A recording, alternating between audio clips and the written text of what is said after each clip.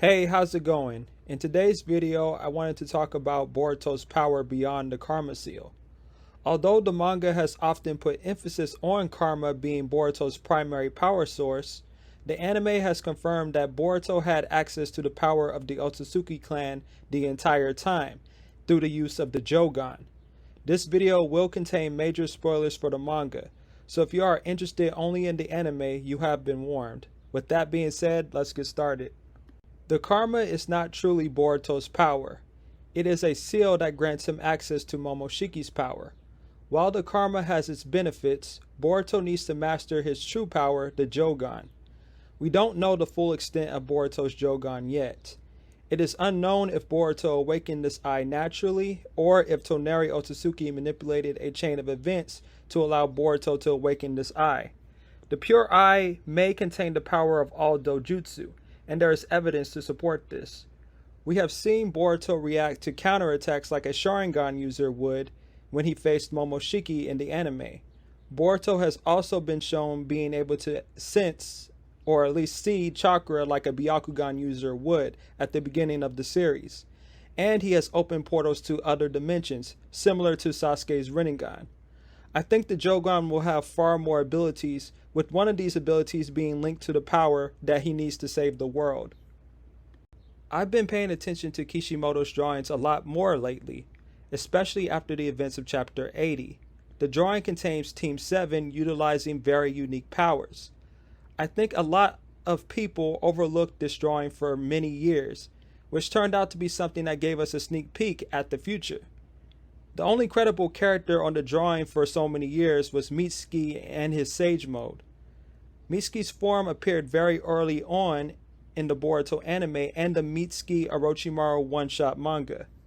Moving to present day, Sarada unlocks the Mangekyo Sharingan after learning of Naruto's alleged death.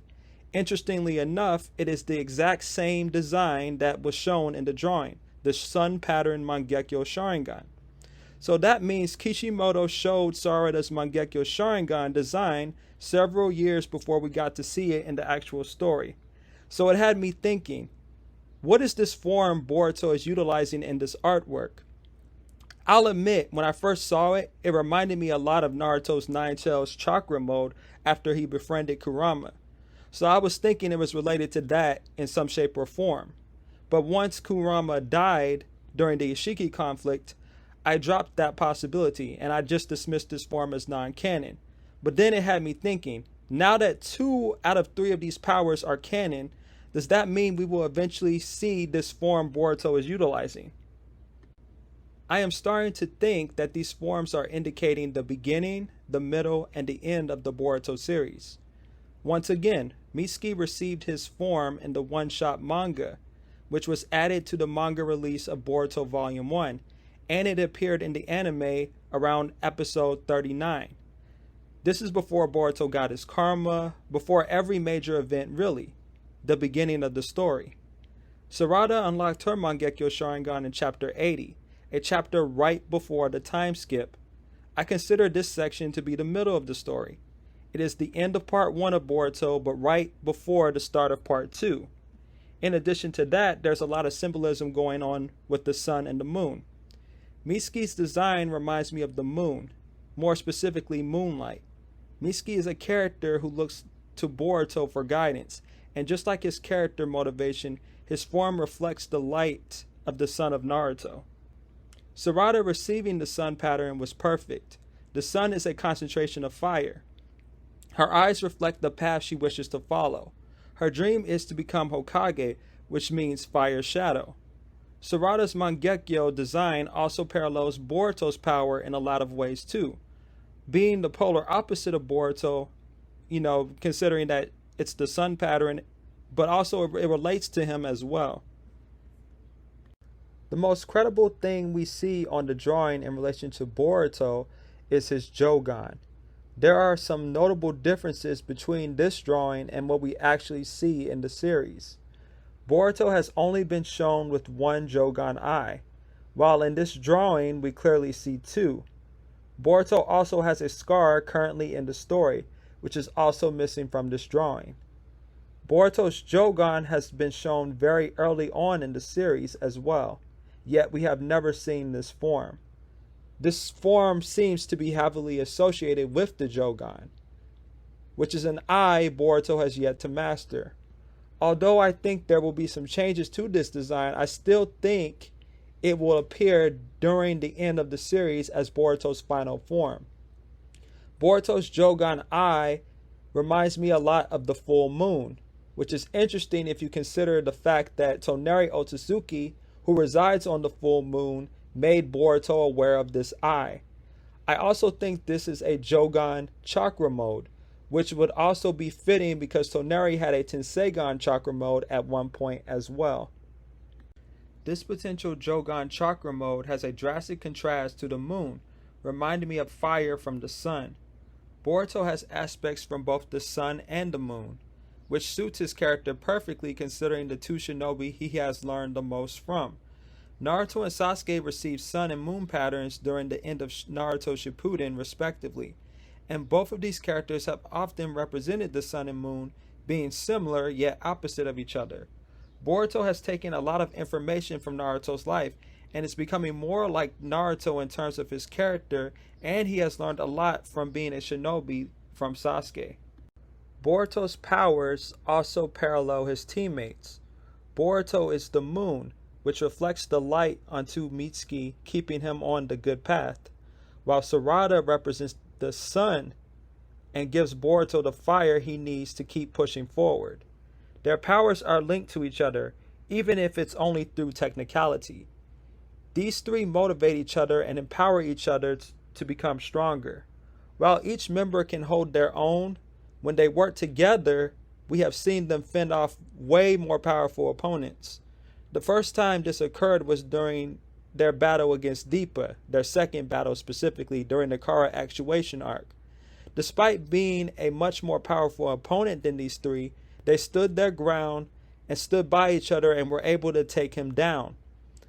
They also did well against Boro despite Boro being a very deadly opponent. Maybe we will see these three working together again in the future, despite omnipotence. I think the final antagonist of the series will be Shibai Otsutsuki, and the destruction Toneri Otsutsuki was referring to is related to Shibai in some shape or form. Shibai was first mentioned by Amato in chapter 75 of the Boruto manga.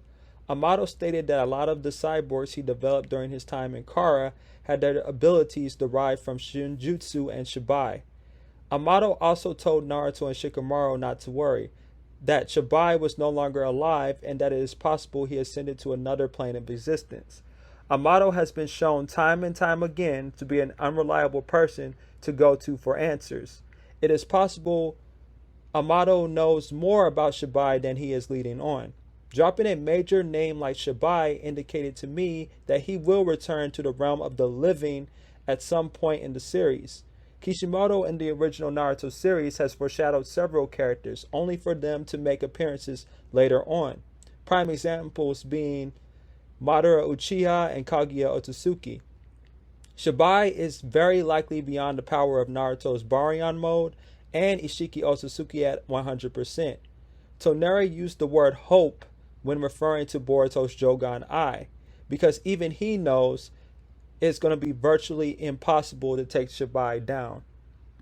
I think the showdown between Boruto and Shibai is inevitable, and I feel it is Boruto's destiny to stop him once and for all. Several characters in the Boruto series have sought out the power of Godhood, the power of Shibai.